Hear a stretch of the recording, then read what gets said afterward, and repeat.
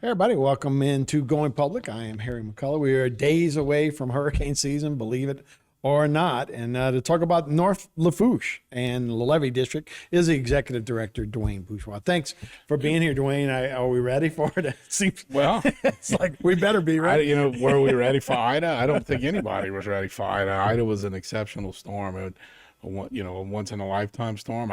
We'll take once in a lifetime for it. I would hope that we don't get Right, it as long as again. every other year But I we get guess a lifetime storm. Right, but the idea is that, there are many people who never saw a storm like that in their lifetime. And so there's some lessons learned. I would think that one of the main things that, Wendell and I and Reggie have always said this is that we're trying to protect your property. But a storm like this, you really ought to get out of Dodge Oh, yeah. and hopefully come back. And I know it's tough. It's tough to think that there's things you can do that maybe would preserve your property better and leave you in a better shape, and I can fully appreciate that. But the thing is that when we're living behind the levees and things like that, the force of water, you can get things that happen to you that you just couldn't predict, and you really shouldn't trust your life Right. and the life of your family to that big pile of dirt, because that big pile of dirt could have something happen to it that we just unforeseen, a barge or something Right. run over something and knock something out. And a lot of that kind of craziness happened Oh, to sure. Hurricane Ida. Oh, yeah, without a doubt. For about 90%, it was a wind event, but there were a couple of flooding events, and a couple of them were in your areas, right? Yeah, unfortunately, we were the ones that took the flooding. Terrebonne did well, South Lafourche did well. Lafitte got hit because of their angle, and we got hit just because of the angle of attack of the storm. As it came up, generally the Terrebonne Lafourche Parish line, the center, it did hook across by Lafourche in the Lockport area, then ran across Highway 90 between Raceland and the Zalmans, and on into Lake the Zalmans. And that particular trajectory made it very bad for folks in La Rose, where Lake Salvador and Delta Forms was dumped in, and those in the Kramer area, where basically like the Zalmans got dumped into their systems. And we were doing some work beforehand on several projects, and we're just going to show some updates on that today. Is with the Like I say, that storm we were talking, I mean, that thing stayed together all the way through almost Kentwood, like Hammond and Kent. So Yeah. we don't want to see another one like that. So we're going to start with East 80 Arpent, Dixie Canal. we got a few pictures. This is some. I guess we'll put the slide up there.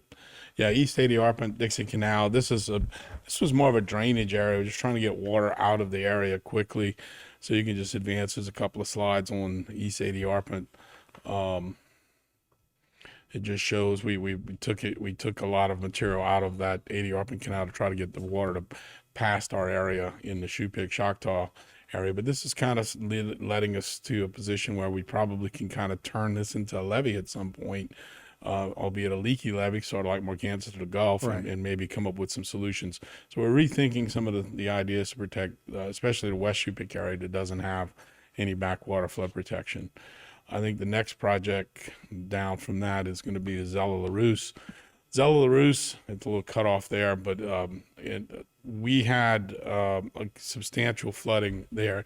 You can barely see it, but above the words right back there is Lake des Allemands. And so the proximity of this community to Lake des Allemands, with a storm surge that basically dumped it on, but we had topping over the whole length of the levee. So the water came up inside that basin very fast. Some people there were saying, 2 feet in 5 minutes, which is typical of a complete Storm flush surge. of Right. the water over the desert. But we made some major improvements. We actually were under contract to get this started before the storm last year. But what was there held up pretty well. It just wasn't high enough for it. And So what are we looking at as far as the improvements? You went up higher? Well, yeah, we went reasonably higher. I think we're plus 6 or 7. We got so many different projects. It's hard to remember exactly what the elevations were, but I think it's more of a 7 in this area. And we're working within the existing footprint. You can see very nice, pristine marsh on the outside, people on the inside. So it's a challenge to do much more, but we've got some pretty major improvements in that area. You see the water tower there. Yeah, that's the water tower in that area. Some of the construction actually going on there. So you're still working on this, and I guess this Yeah. is the time to really kind of get. We've really got the north side, if you will, the Zeller side, finished. The roof side we're working on still. This is in Lockport to LaRose on the west side. This is a notoriously bad area for us. We were in pretty good shape for this storm system, but it didn't actually threaten the system as much because it swung around towards the east across by Lafourche. But this is Lockport to LaRose on the LA1 side, and you can see it's a very substantial levee system that's getting close to being completed at this point. Are you raising that, or is it just armor? That one took it to a +8, where we had things in the neighborhood of a 3 and a 4 at some points. So good pictures to take a look at. Just keep going through. Yeah, those that levee. I mean, you could see how high and how wide it's getting, which is always That's what you need to do Right. here. This is the T-Wall. It's a little cut off on that picture, but this is between Hamilton Street, and in the background there you could see, maybe you can see the intercoastal with North American Shipbuilding. This is an area, we can hold on this one for a little while, that we had substantial flooding in, right? So the storm passed basically just in a path that stacked up water in Lake Salvador and Delta Forms area and dumped it right in over this levee system for pretty much its whole length. The system's, I believe, at a 7.5 now, where there were spots that were only 2s and 3s in before. Again, this was one we were working on before the storm came, but a year would have made a difference. So where that levee swings around near the intercoastal at North American, we still have to address things, and we've been working with North American to address things along the intercoastal all the way back to the Bayou Lafourche Ridge, but you're in much better position here. So this is that street there, it's Hamilton Street. You're looking to the south towards intercoastal, and everything on the right side there was inundated. I mean, totally inundated with floodwaters fired up. I think the next slide, we turn around and you still see that pump station, but we're kind of a very busy, active area right here. Oh, yeah. We've got a tie-in of what's called the Ludovine levee to that T-Bois levee across Hamilton Street, and in this area, kind of in the left where that pad's built up, where you see the little donut looking thing, we got a new pump station coming online that's going to be put in there. And if you swing back this way, you're kind of looking from the same thing back the other direction. There's a big dirt pit. We acquired this property from a local landowner to be able to do a lot of different things here. So we got the dirt moving on the Reach 2 Morganza to the Gulf tie-in levee, and we go further back from there. So do you think if you'd had the year, you think if it's today, it would have made a difference? It would have made a difference in the total depth, because you're really fighting for an amount of time. We had so much water come in. We had water come in at North American. We had water splashing over the seawall. We had water over LA1 and over this T-Bois levee over most of its length. Right.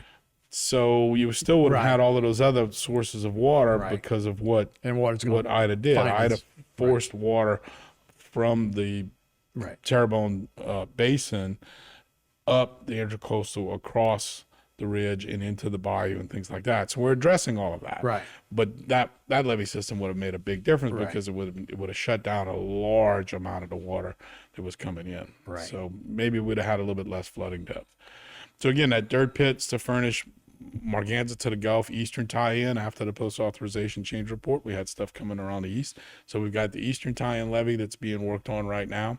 We've got a lot of help from the state, guys. We've got a lot of help from our legislators in getting funding for this, our state legislators for funding for this project. So this is a Reach 2. It runs from that area that we were just looking at in LaRose off near Hamilton Street up to the Valentine area. So you're using most of that dirt right there, or you don't have to dig a canal like you did on some of those other ones? We did not, right. We're using that dirt for the hauling material. But again, this is an interim lift. It's the first lift, because what do we have again? We have nice, pristine, freshwater marsh on the outside and not a lot of room on the inside.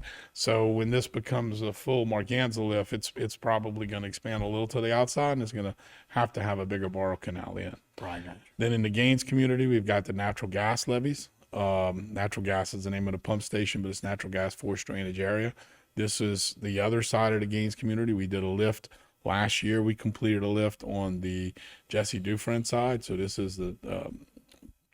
is actually a little bit on the Jesse Dufresne side right here. Some material that we placed in that area. But this is the natural gas levee.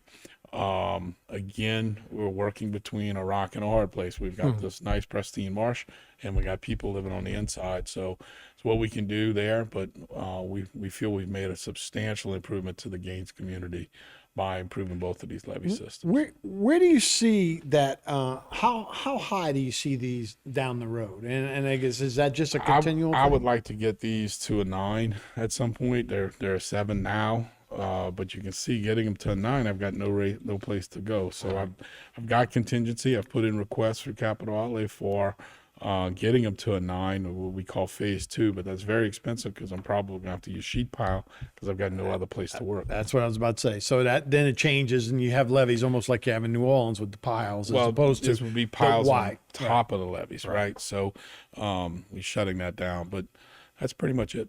Talked a little bit about the storms, being ready for the storms as we're about to start hurricane season this year. How you guys were prepared a lot better this year with the levees and all that. But let's talk a little bit about flood insurance, and that might be a different storm. It's seems like it's been coming for a while, and the risk rating 2.0. You're correct. There's really 3 levels to it that we were going to talk about a little bit. And, mapping. So we have all of these levees. We've had things in the past. These levees have proven success in preventing flooding in certain areas. And so we're trying to get credit for these things, even though they're not accredited levees as far as FEMA is concerned, through the LAMP process. And that's a process that's been going on for over a decade in Lafourche Parish, and working with that in Terrebonne Parish too. And so we're still working through the new maps. That's one issue. Another issue, and we'll talk a little bit about this at the end, is the reauthorization of the program itself, right? The federal program, the National Flood Insurance Program, supposedly typically gets a 5-year authorization, but that hasn't happened since 2012. And since 2017, there have been like 22 short-term reauthorizations where they just kick the can down the road. So they're going to be picking up the idea of reauthorizing in the 5-year, and it's a time to make some changes to the program. In the midst of all of that, we've had the launch of Risk Rating 2.0. They've been putting it off for a couple of years because people have been complaining about it. They haven't been forthcoming, but with the new administration, they decided to call it Equity in Action and roll it out. And here it comes. Change the name. Change the name, but what? So we can look at that slide, right? Okay. Yeah. So this first slide talks about what's difference between Risk Rating 2.0 methodology and the previous methodology. In the old world, life was simple, right? You got a flood insurance rate map that told you a base flood elevation. If you built your home above that base flood elevation, you will, as part of the quid pro quo relationship with your community, adopting floodplain management standards that said you had to build above that base flood elevation, you'll have mitigated FEMA's risk of paying a flood claim on that property for up to the 100-year storm. Right. Pretty simple. We can't handle that. They had to change it, right? So now they've changed it to where instead of just your height above base flood, it's a whole bunch of very nebulous things that are included in it. The distance to the flood source, other risk factors, and a range of things that we don't really think were even federally authorized. They were federally authorized to do. So it's very nebulous, but we're starting to feel the pain on that. Go to the next slide. Equity in Action. Yeah, this is what they've changed the name to Equity in Action, and there's probably one small part about that it is equitable. Then it has to do with the idea that flood insurance, like most insurance, the first $60,000 in coverage is your highest priced, and from there on up to the maximum, it's a lower rate, up to $250,000 for a dwelling. So if you got a house that's valued just a little over 60, it's paying the high rate for the majority of the house. So they've done some hocus pocus to fix that. But this is one of the things that we need to be paying attention to, because under this system, they've put this out there, and the nation has bought into it to see that about 23% nationally are going to see a immediate decrease in their monthly rate of insurance. And then they've said everything else, 66% of the people are going to see about a $10 a month. Well, you don't pay your insurance on a monthly basis, right? And so they're trying to make it like a nibble, right? This little bit, this is this, and the rest are going to see, somewhere between 10 and 20 a month. You can afford that. Every once in a while, yeah. Except that's just the first year, right? And this is happening to us year in and year out, right? Go to the next slide, if you will. So yeah, this is and I kind of, there are some things that they're saying, well, some people are going to see it because there used to be a cap of 45,000. Now the cap is 12,000 a year. That's still not an answer, right? And you're going to get to that as you go forward, like I talked about. But the next slide, we talk about the fact that this is already happening to us, right? In October of last year, anybody that went to have a new policy would be subject to the new rates. And I have to give you a real world example of that. I had a person that purchased some property inside of our district about 5 years ago. She did her due diligence when she bought the property. She checked what the flood insurance would cost. It was maybe $500 a year. She's thinking, okay, when I get ready to retire, I own this piece of property. I'll build a house on it. I'll build my retirement house.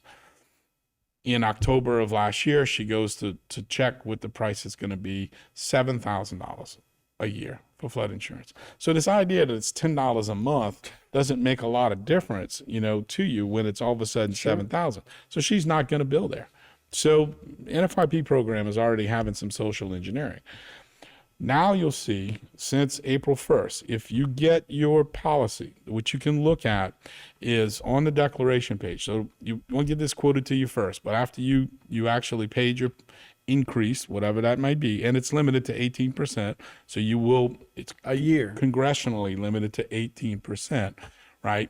You'll see on your declaration page what your total cost for the house, the building will be, and what the total cost for the contents will be. Then you'll see the statutory discount because they can't hit you with this all at once. Right. But if you add up those two numbers, that's what your rate will ultimately be. Oh, I got you. And the problem with it is anybody that would go to buy your house will know that's what right. that ultimate rate will be. And that's where we're having the problems over here. We can't get those in the federal government who think, because of the way that FEMA has, again, put us in a situation where they're boiling the frog. We're all sitting here, the pot's getting a little warmer, it's getting a little warmer, it's getting a little warmer. Throw a frog in a pot of boiling water, it's going to jump right out. He's sitting here, we're all sitting here, we're all the frogs, we're getting boiled. Right. And it's going to start to happen to us. When you try to sell that house, that changes the value of the house. Well, right. And that's if you go buy a new house, that's jumping in a boiling pot, right? That's right. That's right. You're gonna get hit with the new, because they've also killed grandfathering. Everything that right. that made sense, that covered us from not just an insurance point of view, but the value of your house and maintain the value of your house, is out the window right now. Right. So the Louisiana the risk rating. Yeah. Too. Next slide, I guess. The bad news is for us it's really bad, right? We've got several pre-firm homes that are going to see a decrease, but the trick is they've been seeing this increase at 25% per year since 2012 or 2014. So they're naturally going to see a lower rate, but we have about 500,000 policies in Louisiana, and 80% of those policies, 400,000, will see an increase in the rate of insurance. Next slide. And if you take a look at this, again, that's 80%. The news is worse in Lafourche. It's 97%, and Terrebonne is 96.1%. We'll see an increase in the rates of flood insurance. And in fact, I don't think Shreveport's going to be affected by this too much. Well, it unless depends they live right by on the a river. right? Yeah, Red River. Yeah. Next slide. This was something that we got out of, because of this 18% a year. We had gotten some information that this is where they're killing the grandfather. So we're going to hit that 18%. And the next slide, I think, will be something we want to talk about. There's two parts to this, right? David Marstad responded to us that 90% of the people in Louisiana who will see an increase won't hit their full increase rate for 10 years. And he said it like it was a good thing, right? So if you do the math on that, that means that 90% of the people who are going to see an increase, and we just said 500,000, 80% going to see an increase. So that's 400,000. 90% of that 80%, 360,000 Louisiana policyholders are going to see an increase so steep that at 5% per year, 18% per year, it's going to take 10 years to hit it. That's like a 5-fold increase in your cost of insurance. And the thing about it is that it's unjustified, right? We don't know how they're coming up with these numbers and what have you. This is another little thing that's on the screen right now. It's tied to, they did such a good job of not having pushback on risk rating 2.0 nationally because of the boil the frog approach, that they decided they want to change floodplain management standards, or they at least want to start to look at it. And so they put out a request for information. And this is one of the things that I've put together. It's talking about the impacts on threatened and endangered species. I think Louisiana Cajun needs to be recognized as an endangered species because they're forcing us out of our natural habitat, which where we live, right? Oh. So I don't know if the slides. You got it. One more, the value of it. Well, see, so this is the thing that I was talking about, and you and I were talking about earlier. But we know that they've told us in certain things that certain bits of information they released that the program took in $60 billion in premiums over the 50-year life, and it paid out, costed $96 billion. So what it paid in claims, what it paid for the right it owns, what it paid for its operational expenses was $96. So the net cost to the nation was $36 billion. But in that same document where they're requesting information about changing the floodplain management standards, they brought up that the program saves $100 billion in the last 40. Right. So why, if it costs 36 and it saves 100, do we need these insane numbers? And then tomorrow they're going to be having a hearing to start talking about and that's in Washington D.C. Right? Yeah, at the House Financial Services Committee. So we're watching that. Our guys are watching it. Our folks in D.C. are all over it. It's a weird time in D.C. right now. Yeah, well, not only pay for levies, not only we have inflation now, but now real estate's going to go down. So we're getting hit from every angle. Every angle. So pay attention to those deck pages and take a look at what you're looking at in the future. All right, Dwayne, thanks so much for joining us. We'll be right back with more Bayou Timer right after this.